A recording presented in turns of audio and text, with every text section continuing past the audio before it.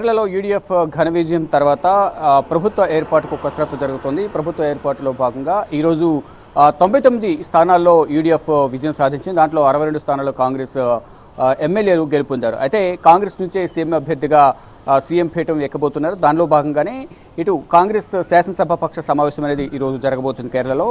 ఈ శాసనసభ పక్ష సమావేశానికి పరిశీలకులుగా కాంగ్రెస్ అధిష్టానం అజయ్ మాకెన్ అలాగే ముకుల్ వాస్నిక్ను ఏఐసిసి పరిశీలకులుగా పంపించారు. వారు ఇప్పటికే కేరళ చేరుకున్నారు. అయితే ఇటు మొత్తం ముగ్గురు ఈ సీఎం రేస్లో ఉన్నారు. వారికి సంబంధించిన అభిమానులు కూడా ఇటు కేరళలోను ఢిల్లీలోను వారి నివాసాల వద్ద ఫ్లెక్స్లను ఏర్పాటు చేశారు. ప్రజెంట్ మనం కేరళ భవన్ వద్ద ఢిల్లీలోని కేరళ భవన్ వద్ద ఇక్కడ కేసీ వేణుగోపాల్ అధిష్టానానికి అత్యంత సన్నిహితంగా ఉండే కేసీ వేణుగోపాల్ ఫ్లెక్స్ని ఏర్పాటు చేశారు.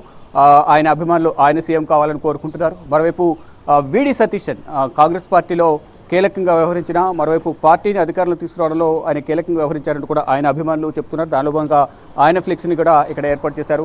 మరోవైపు ఇక్కడ రమేష్ చెన్నితల మరోవైపు సుధాకరన్ వీరందరి ఫ్లెక్స్లను కూడా ఇక్కడ కేరళ భవన్ వద్ద ఏర్పాటు చేశారు. అంటే ముగ్గురు కలిసి పనిచేయడం వల్ల విజయం సాధించారని మరికొంతమంది చెప్తున్నారు. దానిలో భాగంగా రమేష్ చెన్నితల, కేసీ వేణుగోపాల్, విడి సతీశన్ వీరు ముగ్గురు కూడా సీఎం రేస్లో ఉన్నారు. వారు ముగ్గురు కూడా అధిష్టానం పెద్దలతో మంత్రాలు జరుపుతున్నారు. ఇప్పటికే కేసీ వేణుగోపాల్ ఢిల్లీలో ఉండి అధిష్టానం పెద్దలను కలిశారు. మరోవైపు రమేష్ చెన్నితల కూడా ఢిల్లీ వచ్చి అధిష్టానం పెద్దలను కలిసి తనకు అవకాశం ఇవ్వాలి సీఎంగా అనేది కూడా చెప్తూనే అధిష్టానం ఏ నిర్ణయం తీసుకుంటే ఆ నిర్ణయానికి నేను కట్టుబడి ఉంటానంటూ కూడా రమేష్ చెన్నితల తెలియజేశారు. అయితే ఈరోజు సిఎల్పి సమావేశం అనేది కేరళలో జరగబోతుంది. ఇటు అజయ్ మాకెన్ ఏఐసిసి పరిశీలకులు అజయ్ మాకెన్ కానీ ముకుల్ వాస్నిక్ అధ్యక్షతన ఈ సమావేశం జరుగుతుంది. ఈరోజు శాసనసభ పక్ష సమావేశంలో శాసనసభ పక్ష నాయకుడిని ఎన్నుకుంటారు. ఎవరైతే శాసనసభ పక్ష నాయకుడు ఉంటారో అతని సీఎంగా నియామకం జరిగే అవకాశం ఉంటుంది. దానికి సంబంధించి అధికారిక ప్రకటన ఈరోజు లేదా రేపు, అంటే ఈరోజు శాసనసభ పక్ష నాయకుడిని ఎన్నుకోవడం, దానికి సంబంధించిన నివేదికను కాంగ్రెస్ అధిష్టానానికి పంపించడం, కాంగ్రెస్ అధిష్టానం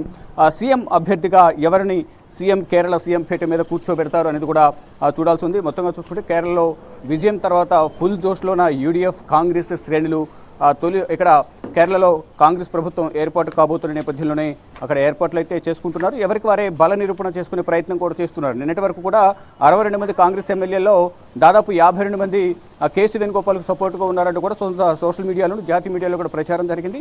దానికి సంబంధించి కూడా అధిష్టానం దృష్టి సారించింది. అంతమంది ఎమ్మెల్యేలు సపోర్ట్ ఉన్నారా లేకపోతే కృత్రిమంగా కావాలని ప్రచారం చేసుకుంటున్నారనేది కూడా అధిష్టానం దృష్టి సారించింది తెలుస్తుంది. మరోవైపు సంస్థాగతంగా పార్టీ బలోపేతానికి సంబంధించి విడి సతీశన్ కూడా కీలకంగా వ్యవహరించారు. పార్టీని అధికారంలోకి తీసుకురావడానికి అందరినీ సమన్వయం చేసుకుని పార్టీ అధికారంలో రావడం కీలకంగా వ్యవహరించారంటూ కూడా ఆయన అభిమానులు విడి సతీశన్కు సంబంధించిన అనుచరులు కానీ కాంగ్రెస్ శ్రేణులు కూడా ఆయనకే సీఎం పీఠం సీఎం పదవి ఇవ్వాలనేది కూడా వారు డిమాండ్ చేస్తున్నారు.